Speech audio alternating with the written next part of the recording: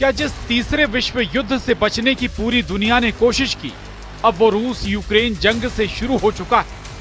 ये सवाल इसलिए क्योंकि जो ट्रंप रूस यूक्रेन जंग को चुटकियों में खत्म करने का दावा कर रहे थे, वो ट्रंप ही अब रूस और पुतिन को धमकाते हुए कह रहे हैं कि अमेरिका और नेटो देश मिलकर कुछ बड़ा करने वाले हैं। और पुतिन के पास 48 घंटे हैं कि वो लंबी और खूनी जंग करना चाहते हैं या फिर यूक्रेन के साथ युद्ध विराम। हम आपको दिखाने जा रहे हैं कि कैसे रूस से जंग के लिए एस्टोनिया में जबरदस्त तैयारियां चल रही हैं, जबकि पोलैंड, जर्मनी, फ्रांस और My work is easy because I use ClickUp. Here's how I keep track of all my tasks. I start by brain dumping everything I need to do. Britain रूस के खिलाफ खुलकर जंग का ऐलान करने लगे हैं। फ्रांस ने डंके की चोट पर कह दिया है कि हम किसी भी कीमत पर यूक्रेन को हारते हुए नहीं देख सकते हैं, जबकि रूस ने ऐलान कर दिया है कि जब तक यूक्रेन में रूस का स्पेशल मिलिट्री ऑपरेशन पूरा नहीं हो जाता, तब तक रूस जंग नहीं रोकेगा। इधर रूस की तरफ से चीन ने ऐलान कर दिया है कि हम हारते हुए रूस को नहीं देख सकते हैं, जबकि दूसरी तरफ जंग की जबरदस्त तैयारी को लेकर रूस के विदेश मंत्री इस वक्त उत्तर कोरिया में मौजूद हैं और वहां के supreme leader Kim Jong Un से आगे की भीषण जंग को लेकर तैयारियों में जुटे। कुल मिलाकर रूस की तरफ से चीन, ईरान और उत्तर कोरिया जंग के मैदान में आर पार के मूड में आ चुके हैं और इधर अमेरिका अब मजबूर हो गया है कि अगर उसने यूक्रेन का जंग में खुलकर साथ नहीं दिया तो रूस के खौफनाक हमलों की वजह से पूरे यूक्रेन पर कब्जा हो जाएगा। रूस यूक्रेन युद्ध तीसरे विश्व युद्ध का कारण बन चुका है। अमेरिका ने घातक हथियार, मिसाइलें, ड्रोन और एयर डिफेंस सिस्टम यूक्रेन को देना शुरू कर दिए हैं। अब अमेरिका और रूस की आमने सामने की जंग तय हो चुकी है। उत्तर कोरिया में मौजूद रूस के विदेश मंत्री सर्गेई लावरोव ने जो तेवर दिखाए, वो साबित करते हैं कि जंग बेहद विनाशक होने जा रही है। जिस रफ्तार से इस वक्त रूसी सेना यूक्रेन के 5 प्रांतों यानी बड़े इलाकों पर अंधाधुंध हमले कर रही है, उससे साबित होता है कि रूस ने अपने स्पेशल मिलिट्री ऑपरेशन बेहद तेज कर दिए हैं। खासतौर से ट्रंप और पुतिन के बीच 60 मिनट तक फोन पर हुई लंबी बातचीत के बाद यूक्रेन पर हमलों में बेतहाशा तेजी देखी गई। हैरानी की बात तो यह है कि जो राष्ट्रपति ट्रंप यूक्रेन को हथियार देने से मना कर रहे थे, वो अब न सिर्फ यूक्रेन को हथियार देने के लिए उतावले हो गए हैं। ये बड़ी खबर मैं आपको दिखा रहा हूं किस तरीके से अलग अलग जगह हमले चल रहे हैं। ये देखिए, वीडियो देखिए। पेंजा पर ये वो जगह है जहां पर काफी ज्यादा असेंबलिंग, मैन्युफैक्चरिंग हो रही है अलग अलग पार्ट्स की, और ये उनके ऊपर अटैक किया गया है। इस सब के बीच में 2 विंडो शॉट्स भी दिखाइए जरा मुझे। टारगेट पर रूस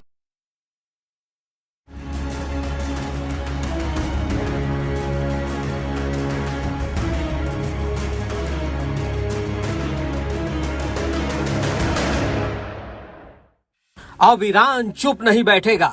अब तेहरान से भी हमला होगा और निशाना होगा तेल अवीव के बाद वॉशिंगटन। एक और इजराइल और अमेरिका, दूसरी ओर ईरान और अब उसके साथ खड़ा है चीन। हवाई हमले के बाद ईरानी सेना का अब ऐलान हो चुका है कि अब हमारी बारी है।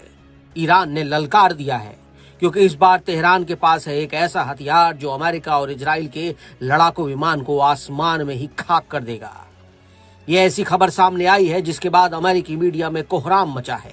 इजराइल पूछ रहा है कि इतनी जल्दी खामनेई ने ऐसे हथियार कहां से बना लिए। खबर यह है कि अब ईरान को चीन से एयर डिफेंस सिस्टम मिल रहा है, जिससे इजराइल को तेहरान के खिलाफ आक्रामक होने से पहले सोचना पड़ सकता है। ईरान को अपने खास सहयोगी चीन से सरफेस टू एयर मिसाइल बैटरियां मिली हैं। सरफेस टू एयर मिसाइल यानी SAM, जिसे जमीन या समुद्र से लॉन्च किया जा सकता है। ये लड़ाकू विमान और मिसाइल जैसी हवाई खतरों से बचाती है। मिडिल ईस्ट की आई रिपोर्ट के मुताबिक ईरान ने हाल में ही चीन से सरफेस टू एयर में मार करने वाली मिसाइल बैटरियां हासिल की। इजराइल अमेरिका के साथ हुए संघर्ष के बाद अपनी रक्षा क्षमताओं को बेहतर करने की काम कर रही ईरानी सरकार और सेना ने यह सौदा तेल के बदले किया। चीन ने इससे पहले पाकिस्तान को अपने HQ-9 और HQ-16 एयर डिफेंस सिस्टम दिए हैं। इजिप्ट के पास चीन की HQ-9 प्रणाली है। ईरान को भी चीन की ओर से यही सिस्टम दिए जाने की बात सामने आई। रिपोर्ट के मुताबिक चीन से ईरान को सतह से मार करने वाली मिसाइलों की डिलीवरी हाल में हुई। ये सिस्टम ईरान और इजराइल के बीच युद्ध विराम के ठीक कुछ दिन बाद तेहरान पहुंचा। एक अरब अधिकारी ने दावा किया कि अमेरिका को उनके तेहरान की इस डील की जानकारी थी। हालांकि अधिकारियों ने यह नहीं बताया कि ईरान को चीन से सतह से हवा में मार करने वाली कितनी मिसाइलें मिली है। अरब अधिकारी ने यह तक दावा किया कि ईरान SAM के लिए तेल शिपमेंट के साथ भुगतान कर रहा है।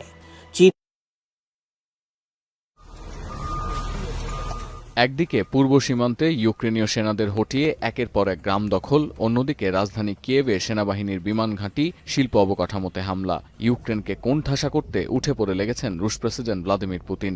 ইউক্রেনীয় প্রতিরক্ষা বিভাগ স্বীকার করেছে, বৃহস্পতিবার কিয়েভে যে হামলা চালানো হয়েছে তা চলমান যুদ্ধের অন্যতম প্রাণঘাতী অভিযান। বেসামরিক নাগরিকদের প্রাণহানি ও আহত শিশুর পরিসংখ্যানের হিসেবে কিয়েভে এখনো পর্যন্ত এত বড় হামলা করেনি রাশিয়া। হামলার কবলে পড়া বাসিন্দাদের উদ্ধারে 1200 পুলিশ ও স্বেচ্ছাসেবক নিয়োগ করেছে ইউক্রেনের স্বরাষ্ট্র মন্ত্রণালয়।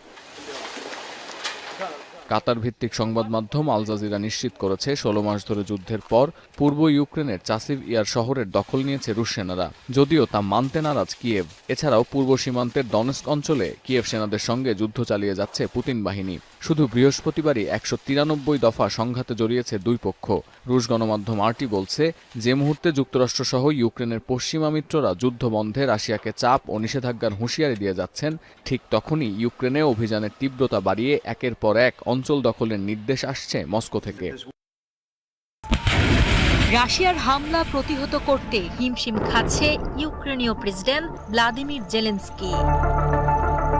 রাজনীতি থেকে যুদ্ধের মাঠ, রাশিয়াকে থামানো তো দূরের কথা, নিজেদের অস্তিত্ব রক্ষা করতেই যেন দিশেহারা মঞ্চে অভিনয় করা ভারখ্যাত রাজনীতিবিদ।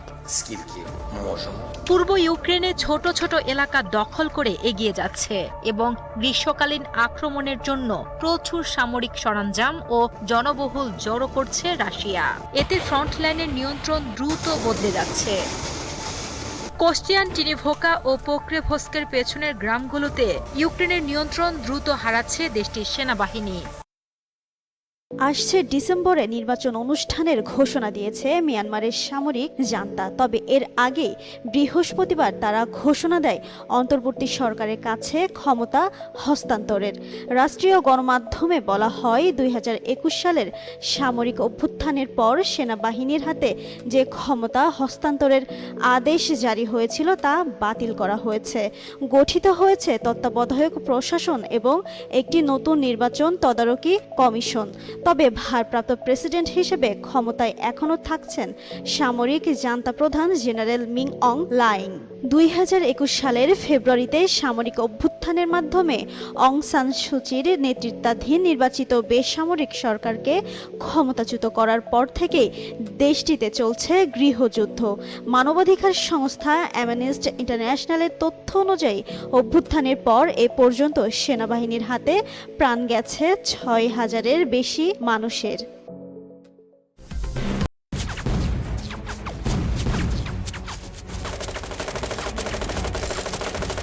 সাংবাদিকদের একটা অংশ আমাদের পক্ষে দাঁড়িয়েছিল, আমাদের পক্ষে কথা বলেছিল। नमस्कार, मैं हूं आपके साथ मयंक। देखिए, एक बड़ी खबर आई है ईरान और चीन के समुद्री जहाज़ों को लेकर, और कहा जा रहा है कि ईरान के समर्थन में, ईरान को सपोर्ट करने के लिए चाइना ने समंदर में एक बड़ी मुहिम छेड़ रखी है और ईरान और चाइना के जहाज़ मिलकर अमेरिका के एजेंडा को फेल कर रहे हैं। अब ये जो पूरी खबर है, इसको बड़े ध्यान से समझने की ज़रूरत है। देखिए, अमेरिका की तरफ से ईरान के ऑयल व्यापार को, तेल व्यापार को रोकने की बड़ी कोशिश की जा रही है। इन हालात में ईरान और चीन ने मिलकर, ऐसे कुछ एक्सपर्ट्स बता रहे हैं, कुछ खबरें आई हैं सोशल मीडिया में जिसके बारे में बताऊंगा आपको, जिसमें चाइना और ईरान के बीच में एक बड़ा ऑयल इंपोर्ट एक्सपोर्ट का एक तरीका खोज निकाला है, एक रास्ता खोज निकाला है। देखिए, रिपोर्ट आई है, ये रिपोर्ट कह रही है, the report reveals how Iranian oil is transferred to ships bound for China through covert ship to ship transfer in international waters near Malaysia's Riau archipelago. देखिए, ये एक रिपोर्ट आई है सामने जो ये बता रही है कि ईरान पर जो सैंक्शंस लगाए अमेरिका ने, उसके बाद जो है ईरान ने अपना ऑयल सप्लाई करने के लिए चाइना को, या ऑयल बेचने के लिए ईरान के साथ मिलकर चीन ने एक शिप टू शिप ट्रांसफ़र का तरीका निकाला है। यानी अब हम आपको इसको सरल भाषा में समझाएं कि ये होता कैसे है। देखिए, ईरान का एक जहाज़ निकलता है जो कि जिसमें ऑयल है, क्रूड ऑयल है, कच्चा तेल है। इसे पहुंचाना है चीन के रिफाइनरीज तक। अब अमेरिका ने सैंक्शंस लगा रखे हैं शिप के ऊपर, कंपनीज के ऊपर। अब ये बताया जाता है कि मलेशिया का रियो आर्किपेलागो एक जगह है, एक द्वीप है असल में, आप समझिए इसको सरल भाषा में, इंडोनेशिया मलेशिया के बीच में एक छोटे से छोटे द्वीप हैं ये। इस एरिया में ईरान का जहाज आएगा, समंदर में ही चीन का जहाज मौजूद होगा, वो उसके करीब आएगा और ईरान का जो ऑयल है वो एक शिप से दूसरे शिप पर ट्रांसफर कर दिया जाएगा। यानी उस जहाज को चीन ले जाने की जरूरत नहीं है, ना चीन के जहाज को ईरान लाने की जरूरत है। समंदर में इंटरनेशनल वाटर्स में ही एक शिप का ऑयल दूसरे शिप पे ट्रांसफर हो जाएगा। और गौर करने की बात यह है कि जब ये पूरा प्रोसेस होता है उस दौरान शिप के जो ट्रांसपोंडर्स हैं वो बंद कर दिए जाते हैं ताकि उसको आप लोकेट ही ना करें जीपीएस के ऊपर, यानी तेल ट्रांसफ़र हो जाएगा। उसके बाद चाइना का वो शिप जो है वापस चाइना चला जाएगा और जब थोड़ी दूर जाने के बाद उसके ट्रांसपोंडर सिग्नल्स ऑन हो जाएंगे और वो रिफाइनरी तक पहुंच जाएगा। इस तरह से बताया जा रहा है कि अभी एक तो रिपोर्ट ये कह रही है कि एक दिन के अंदर ऐसे 12 जहाज़ों से इस तरह से ऑयल ट्रांसफ़र हुआ है। इसकी 12 जो है वो इंसिडेंट्स हुए हैं और often with transponders turned of and identifying details consolidated. अब इसमें ये होता है कि देखिए ये जब शिप्स कभी भी ये होता है कि अगर कोई शिप ईरान से निकलता है तो अमूमन ये होता है कि अमेरिका के सैटेलाइट्स, अमेरिका के जो रडार्स हैं उस पर नज़रें बनाए रखते हैं कि इसमें क्या ऑयल सप्लाई तो नहीं हो रहा, इसमें क्या चीज़ सप्लाई हो रही है। इन हालात में किसी भी ईरान के शिप का किसी अपनी ऐसे देश तक पहुंचाना जो उसका दोस्त मुल्क है या उसकी कंट्री है जो उसकी मदद कर रही है, खासकर चाइना तक ले जाना, क्योंकि चाइना बताया जाता है कि 90% ऑयल खरीदता है ईरान का। इन हालात में वो जहाज़ वहाँ तक ले जाना मुश्किल होता है।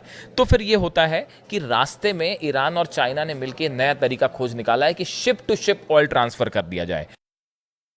8 আগস্টের মধ্যেই যুদ্ধবন্ধে রাশিয়া ইউক্রেনের মধ্যে চুক্তি দেখতে চান মার্কিন প্রেসিডেন্ট ডোনাল্ড ট্রাম্প।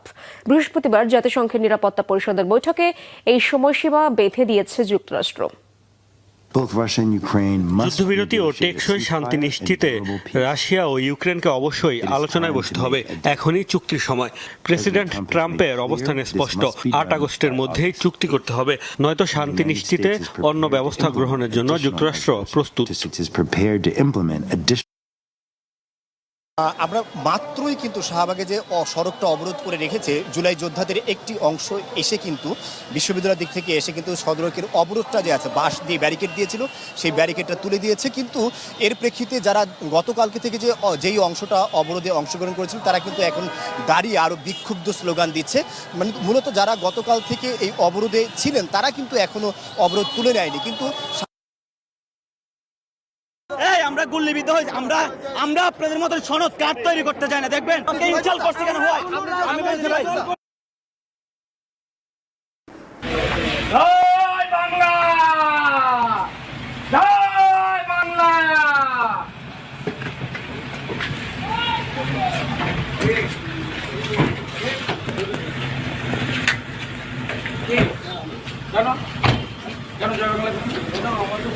জয় শ্রীরাম, জয় শ্রীরাম, জয় শ্রীরাম, জয় বাংলা, হিন্দুর বাচ্চা, জয় বাংলা, জয় বাংলা, তোর মমতা কার, তোর জয় বাংলা, মমতা, জয় বাংলা, হটাও গিয়া, জয় বাংলা, হটাও গিয়া,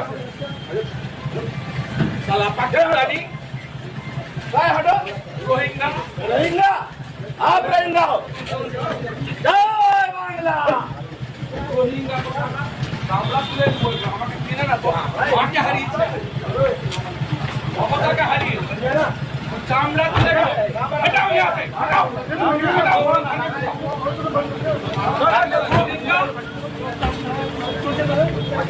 রোহিঙ্গা কোথাকার, ভারতের থেকে জয় বাংলা।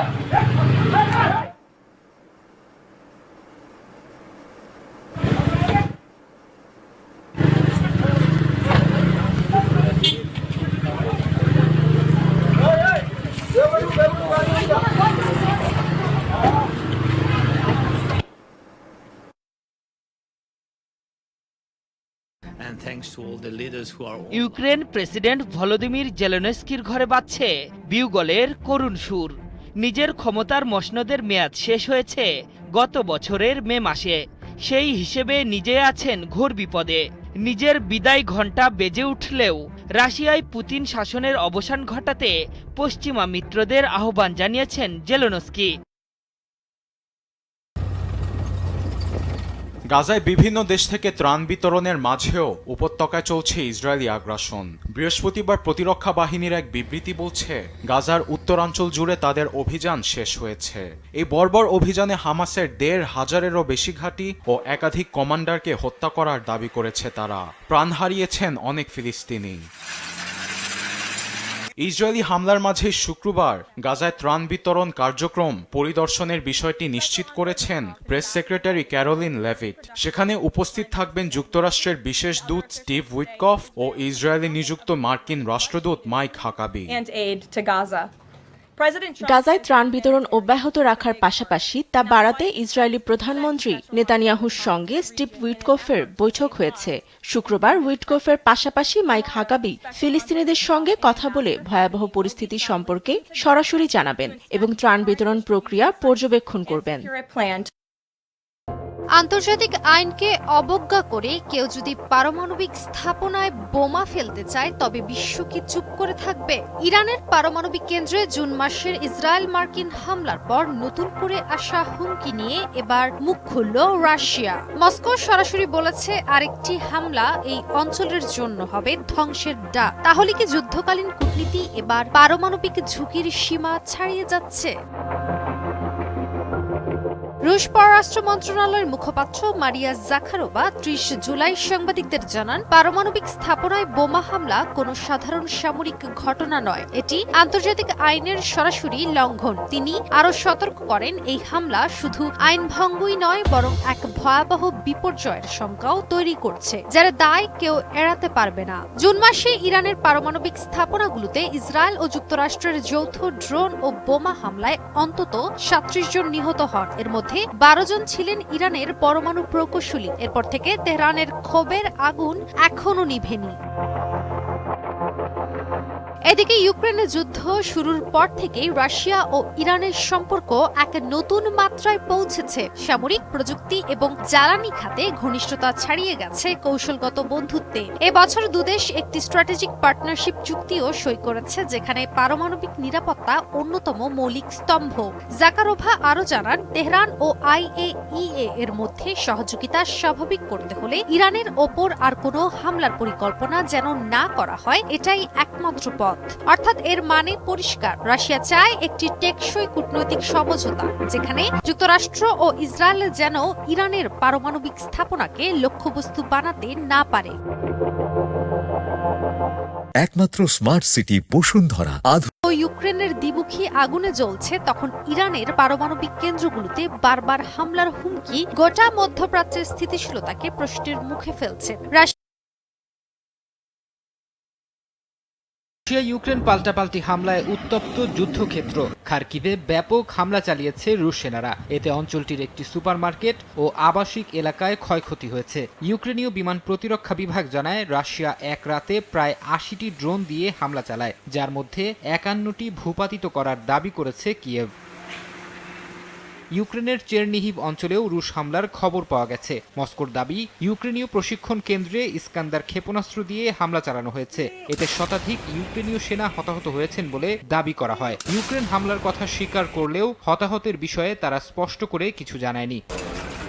জবাব দিয়েছে ইউক্রেনও। রুশ নিয়ন্ত্রিত দোনেৎস্কে জেলেনস্কির সেনাদের হামলায় কয়েকজন হতাহত হয়েছেন। রোস্তভ অঞ্চলে ড্রোন হামলায় ক্ষতিগ্রস্ত হয়েছে অন্তত ৫০টি অ্যাপার্টমেন্ট। এতে বিদ্যুৎ বিচ্ছিন্ন হয়ে পড়েন প্রায় ৩,০০০ বাসিন্দা। হামলার পর সাময়িকভাবে বন্ধ রাখা হয় ট্রেন চলাচল।